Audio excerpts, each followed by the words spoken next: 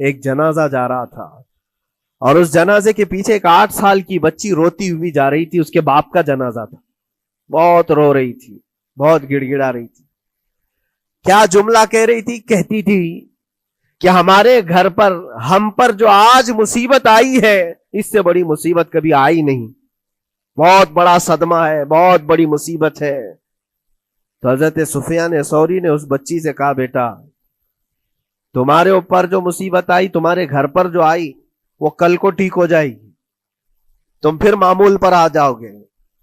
बल्कि बात यह है, तुम्हारे बाप पर जो आई है वो सबसे बड़ी है, वो मौत है, वो सबसे बड़ी है, क्योंकि वो पलट करके आने वाला नहीं है।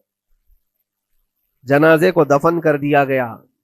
दूसरे दिन कब्रिस्तान में हजरत सुफियान सौरी कहते हैं, उसी कब्र के पास में उस बच्ची को रोते हुए देखा।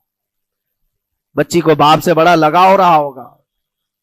कब्र के पास बैठ करके रो रही थी। यूं कह रही थी, अब्बा आप बीमार थे, मैं दवाई ला देती थी।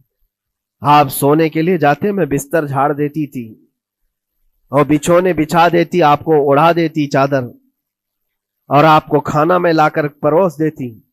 कल की रात कैसी गुजरी? क्या किसी ने दवाई पूछी आपको? क्या किसी ने खाना पूछा आपको?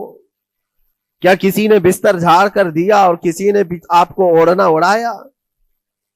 वो रोती हुई अपने बाप से, मरहूम बाप से बातें कही जा रही थी। हजरत सुफियान सौरी उठाते और कहते हैं, बेटा ये सवालात अब ना कर अपने बाप को कि किसी ने खाना पूछा, दवाई पूछी, बिस्तर बिछाया, नहीं। अब ये पूछ अपने बाप से, कल हमने जो आपको सही सलामत दफन किया, चेहरा अभी तक सलामत है या नहीं? अभी तक पेट सलामत है या नहीं कि फाड़ दिया गया? कफन अभी तक बाकी है या छीन लिया गया है? ये पूछ अपने बाप से कि कल हमने जब दफनाया था तो खुशबुओं में दफनाया था। पूछ अपने बाप से, कहीं कीड़े तो नहीं चढ़ गए आज? क्योंकि ये होने वाला है अब कब्र की जिंदगी में।